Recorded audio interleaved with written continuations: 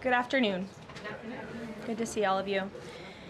I want to begin today's briefing by addressing the horrific shooting that took place yesterday at the Annunciation Catholic Church in Minneapolis, Minnesota, where a deranged shooter opened fire during morning mass, killing an innocent 8-year-old and 10-year-old. 14 other children and 3 adults were also injured during this horrible tragedy. This was the first morning mass of the school year for these beautiful, innocent children, and this sacred religious service was desecrated by an evil monster. We are all eternally grateful to the heroic law enforcement officers and first responders whose courage and swift response aided all of those impacted by this horrible tragedy.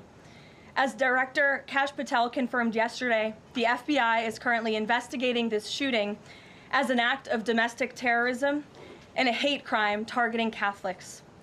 President Trump signed a proclamation yesterday following his call with the governor of Minnesota, Tim Walz, acknowledging the victims and their families and directing flags to be flown at half-mast.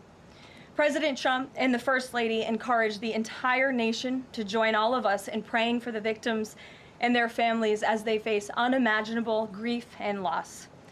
The White House and the FBI will continue to provide further updates as they become available. I also have a quick scheduling announcement for you today. The President will travel to New York City on September 22nd to address the United Nations General Assembly on Tuesday, September 23rd.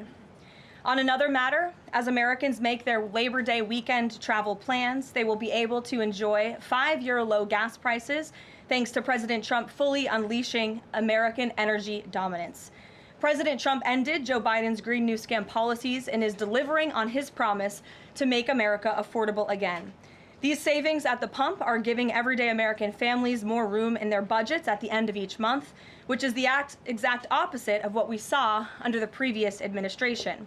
And as we commemorate Labor Day this year, we finally have a president who fights and delivers for the American worker every single day.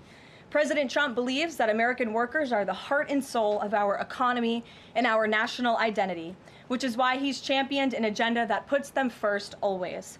For decades, the hardworking men and women of our country who built the greatest nation in world history were sold out by selfish, greedy, short-sighted globalists who put our country on a path to economic and cultural ruin.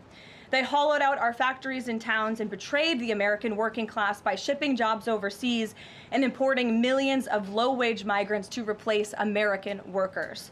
Under President Trump, this national disgrace is over. American workers are, once again, being put at the center of national trade policy, and the dignity of American labor is being defended. As a result, President Trump has already brought in nearly $10 trillion in new private and foreign investments so that the top businesses in the world can create high-paying jobs in America and hire American workers to fill them. In fact, since President Trump took office, the economy has added more than 500,000 new jobs to the workforce. In a stark reversal from the Biden administration, all of that job creation has been driven by private sector growth, and all employment gains have gone to native-born Americans. Wages for blue-collar workers are now rising at the fastest rate in the past 60 years.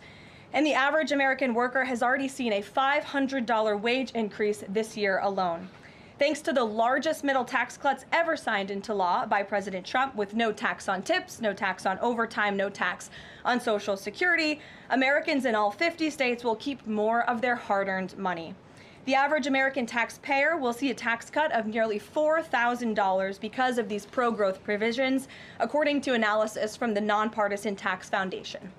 In other news, President Trump continues to deliver on his promise to restore law and order to our nation's capital. Since President Trump's intervention, there have been more than 1,283 arrests right here in the District of Columbia. Total crime in D.C. is down 19%, and violent crime is down 30%. Carjackings in the district are down 67%. Homicides are down 57%. Robberies are down 40%. Motor vehicle thefts are down 32%. And assaults with dangerous weapons are down 23%. And property crime is down 18%. These numbers prove the president's bold actions to make D.C. safe and beautiful again are working, just like he said they would.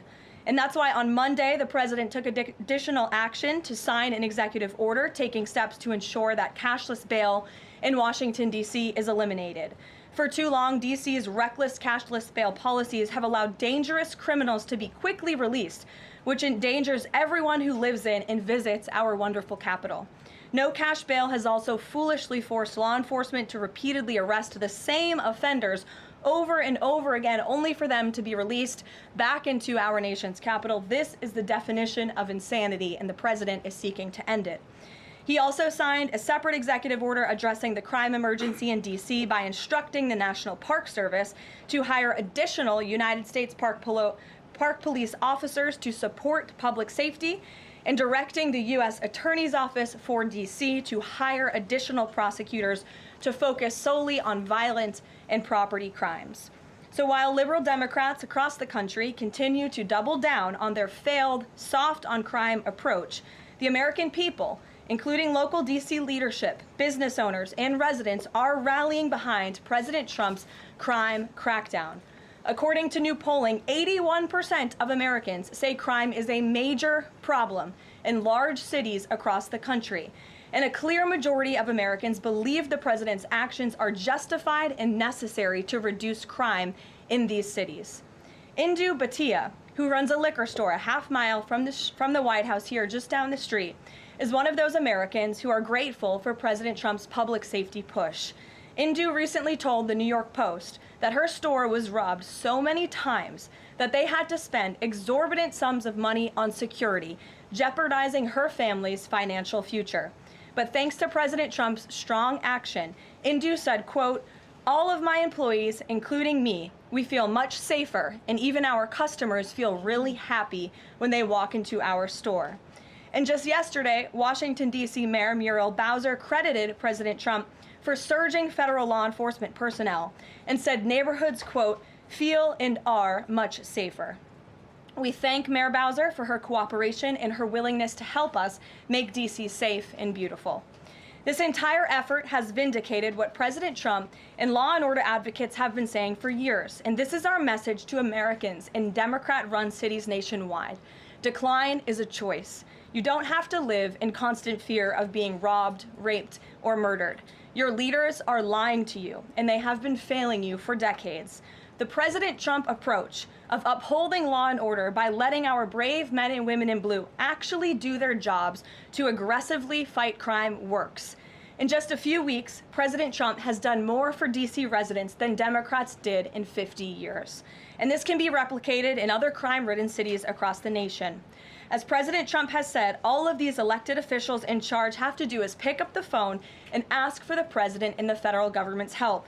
President Trump doesn't care if they are a Republican or a Democrat leader. He wants Americans to be safe and for every law-abiding American citizen across the country to be able to thrive in their city and in their community.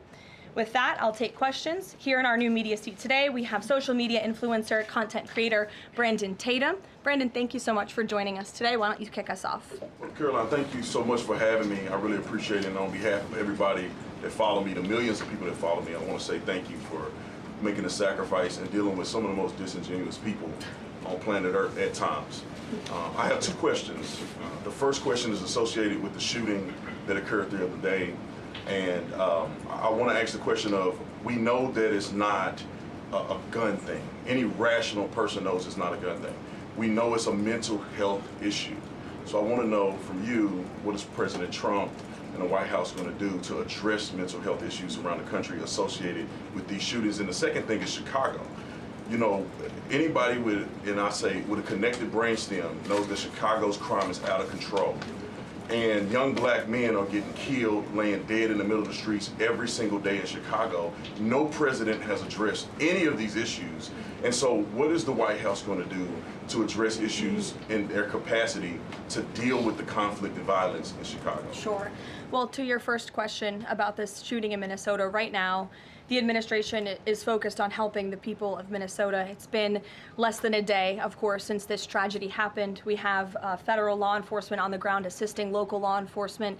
This investigation is ongoing. There's still a lot of facts to understand about these circumstances, and so we're going to continue to do that. As for Chicago and cracking down on crime, it is a priority of this administration to ensure that American cities are safe again, and I'm so glad that you brought up the crime in Chicago, because we've been seeing the governor of Illinois parading out there saying that there's nothing wrong with Chicago, it's a great place to live, there's no crime there, he doesn't need President Trump's help. Well, I think the residents of Chicago beg to differ, and the statistics beg to differ, and I'll just share a few of those statistics with all of you. For 13 consecutive years, Chicago has had the most murders of any U.S. city. This is J.B. Pritzker's legacy, by the way. For 7 consecutive years, Chicago has had the highest murder rate among U.S. cities with more than 1 million people.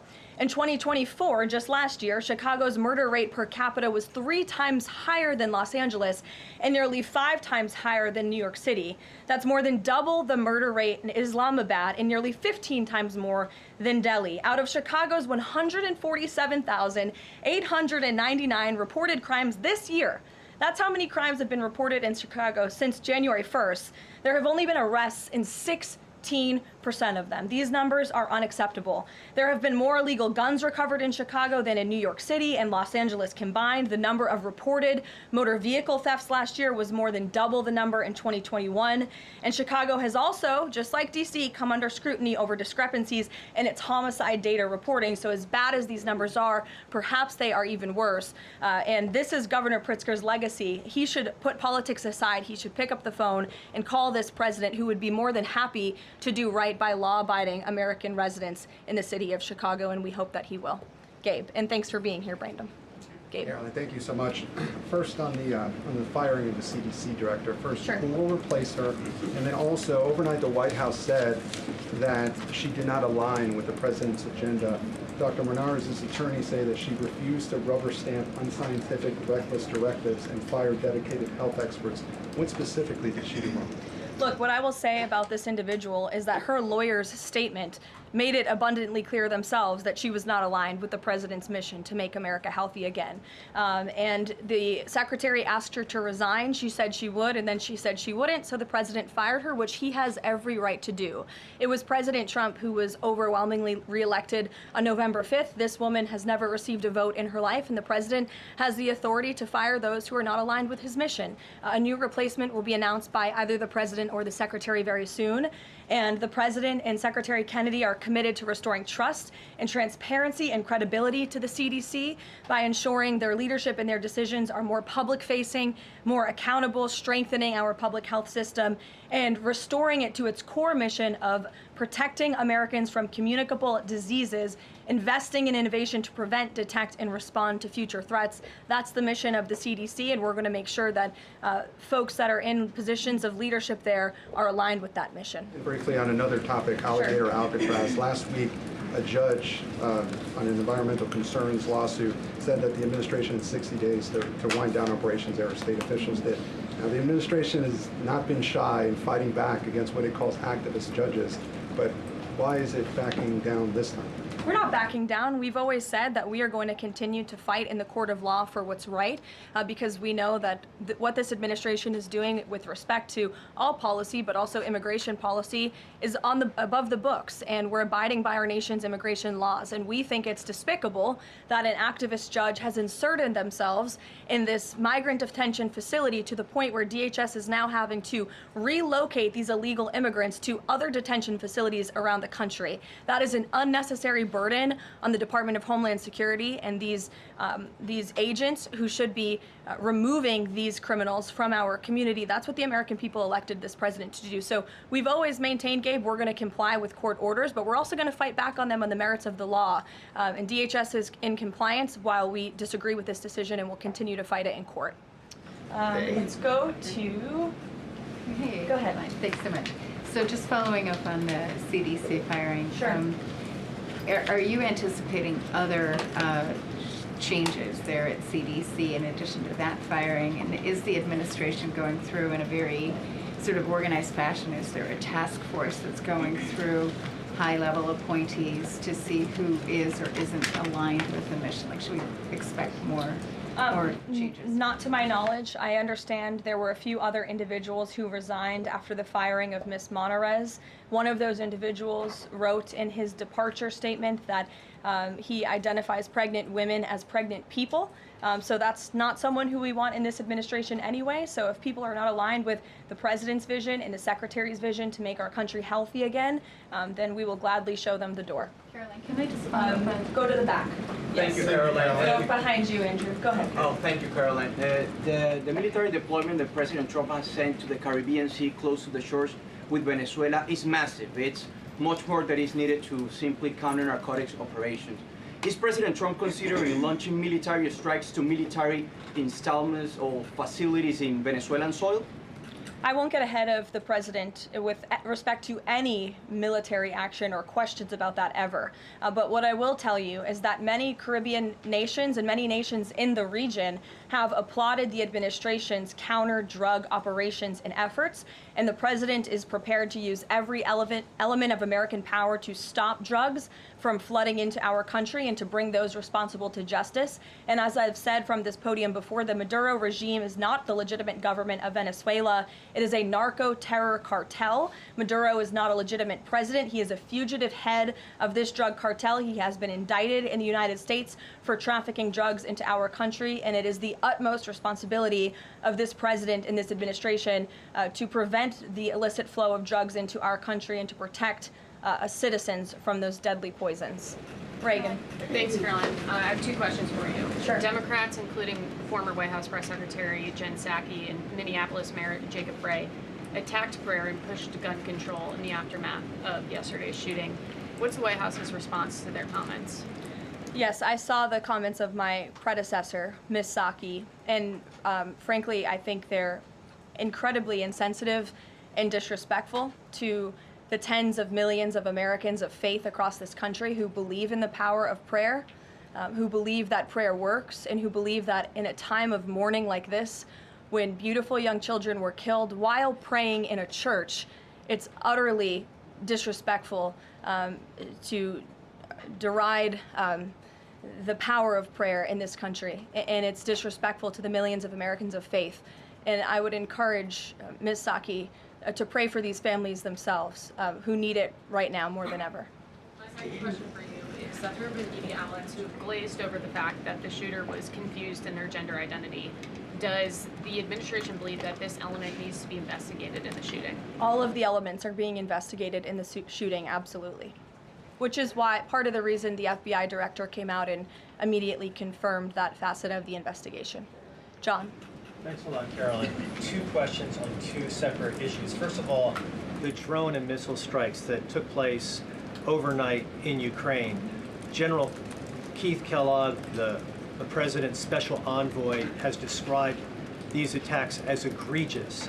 Do you agree with that description, and do you view President Putin as an impediment to getting peace between these two countries? Well, it's not about if I agree, it's about what the president thinks, and I know what the president thinks because I talked to him about this. He was not happy about this news, but he was also not surprised. These are two countries that have been at war for a very long time. Russia launched this attack on Kyiv, and likewise, Ukraine recently dealt a blow to Russia's oil refineries. They have taken out, as a matter of fact, 20% of Russia's oil refinery capacity over the course of their attacks throughout the month of August. So the president is continuing to watch this intently, and this killing, unfortunately, will continue as long as the war continues, which is why the president wants it to end. And that's why he's worked harder than anyone to end this war, which would have never started if he were president. But perhaps both sides of this war are not ready to end it themselves. The president wants it to end, but the leaders of these two countries need it to end and want it to end, must want it to end as well. And I think the president will make some additional statements on this later. My second question has to do with, Carrie. I just had one more, if I may. It has to do with the president's intention to remove Lisa Cook as a member of the Federal Reserve Board. He is going or acting upon allegations that have been made by Trump administration official Bill Pulte These are just allegations. She hasn't been convicted yet of any crime. Is the administration opposed to allowing Ms. Cook to have due process, to challenge what has been alleged against her? I believe she is challenging it. I believe she just filed a lawsuit today, and Mr. Pulte has deferred those allegations over to the Department of Justice to investigate them. What I will say is that you had these mortgage receipts very clearly shown to the president, and he has the cause that he needs to fire this individual. He laid it out in the letter that he provided to her and to the public as well. And so we'll continue to fight this battle.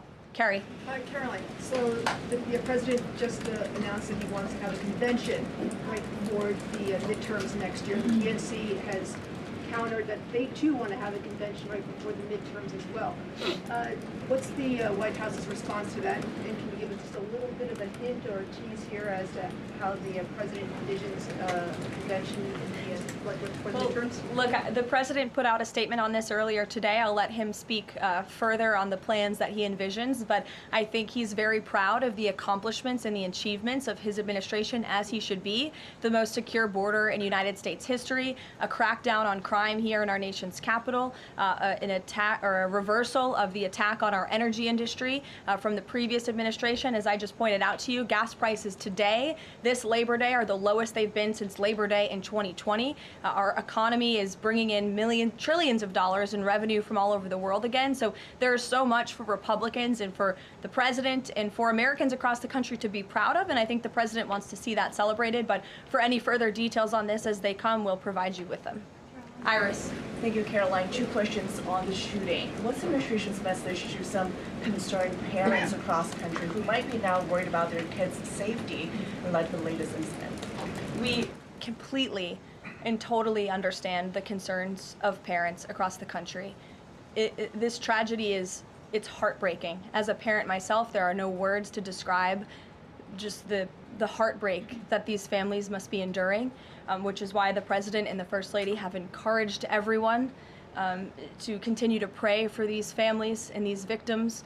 And it's why this administration is focused on removing public safety threats from our communities. And in fact, I can share with all of you that last night in Washington, D.C., when arrests were being made, there was an arrest of a juvenile right here in D.C. in Ward 7 for threats to kidnap and injure, receiving stolen property, possession of a large capacity feeding device, unlawful possession of firearms and ammunition. A search warrant was executed, 7 firearms were recovered, and the juvenile was arrested after an investigation was initiated based on social media posts allegedly threatening violence towards a school.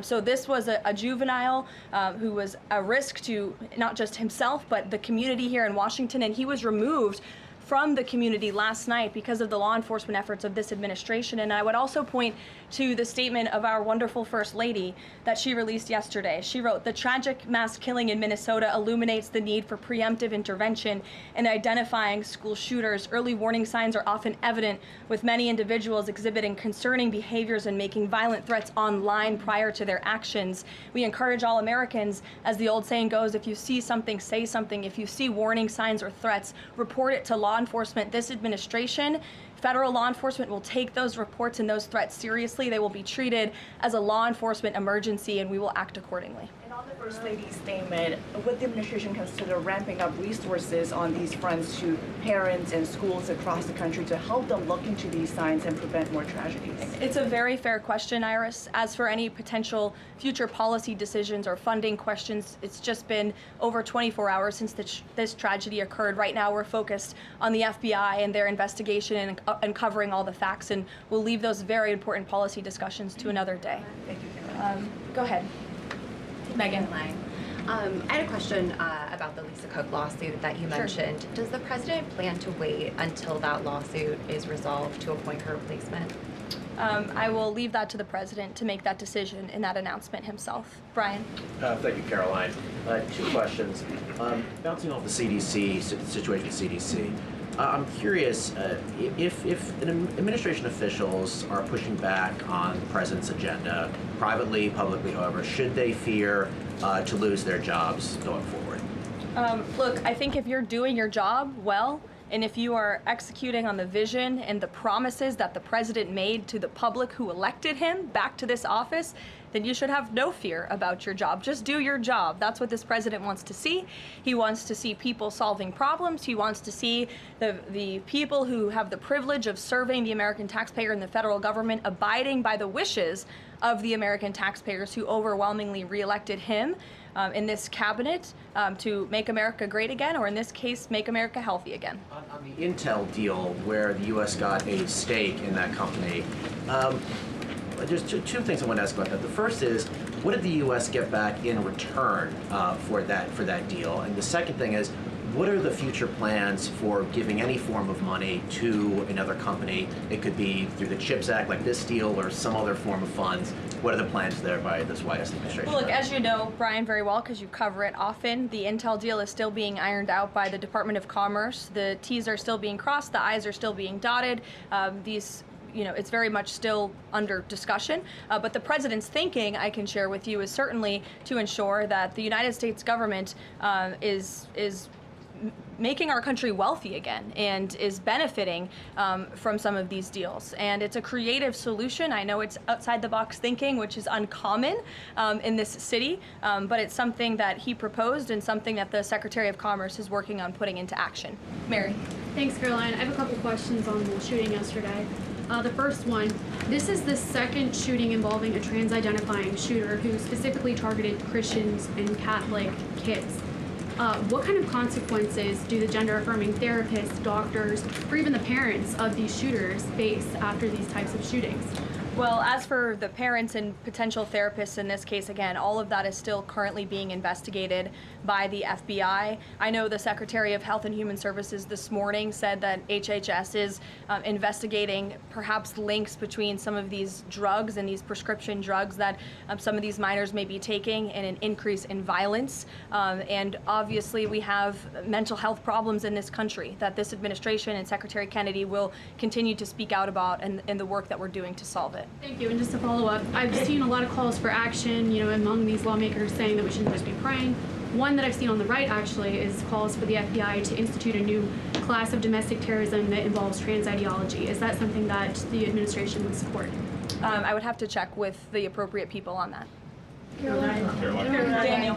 Thank you, Caroline. We saw some new revised economic data come out today showing the U.S. economy moved at a 3.3% clip, largely buoyed by a surge in capex. What's the White House reaction to this, and is this sort of the president's vision beginning to come to life after the Big Beautiful Bill was passed in July? Yes, I mean, look, we did say that once the Big Beautiful Bill was signed into law, we're going to see the effects of this massive pro-growth piece of legislation.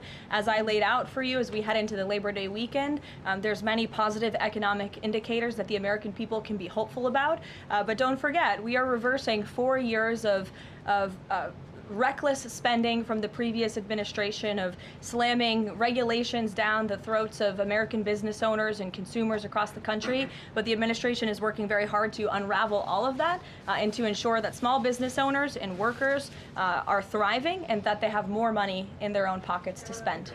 Thank you. Thanks so much, Caroline. Back on the CDC, there was reporting that some of the initial problems between RFK and the CDC director stemmed from miscommunications or differences on vaccine policy. So I wonder if you could just say whether or not the president believes that the COVID vaccine should be available to and covered by insurance for all Americans, regardless of age and pre-existing conditions. What I will tell you is that the FDA recently revoked the emergency use authorizations for 3 COVID vaccinations while simultaneously greenlighting 4 new COVID-19 vaccines with 2025 and 2026 formulas. The reason for the revocation of that emergency use authorization is because obviously the COVID pandemic and the public health emergency is over. But just to correct the record, because there's been a lot of misinformation on this, the FDA's decision does not affect the availability of COVID vaccines for Americans who want them. We believe in individual choice. That's a promise both the president and the secretary have made, and it's a promise they have now delivered on. Question, if I could, Caroline. Second question, if I could. Sorry. I wonder if you could answer why the president hasn't acknowledged the shooting at CDC headquarters that took place earlier in August, where a police officer was killed, and it was reported that the motivation for the shooting was somebody who was really unhappy with the effects of the COVID vaccine.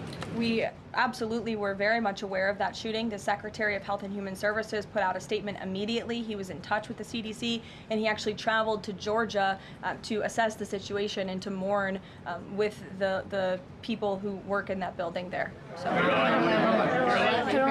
go ahead. With respect to Labor Day, one of the most underrepresented groups right now are police officers. 30,000 police officers short in America right now. To Brandon's question, 1,300 short in Chicago, 3,000 short in New York, 500 short here in Washington, D.C. What can the White House, what can the President do to help recruitment of police officers? You've done well with the military and Border Patrol. What can be done to get more police officers on the streets of America? Well, the president has certainly been very successful in recruiting federal law enforcement. If you look at the ICE recruitment campaign that was led by he and our Secretary of Homeland Security, we've seen more than, I believe, 130,000 applicants to join ICE, which is just amazing. There's more applicants now than there are jobs to fill, and we're very grateful for that. Clearly, Americans want to serve their communities. They just need a leader who encourages them to do so. So maybe Governor Pritzker should spend less time demonizing the police, more time trying to recruit more police, and more time trying to call the President of the United States to get crime in his city under control. The President wants to allow law enforcement, whether it's state, local, federal, to do their jobs, to arrest criminals, to put them behind bars, and to remove public safety threats from American communities. He'll continue to do that. Thank you, guys.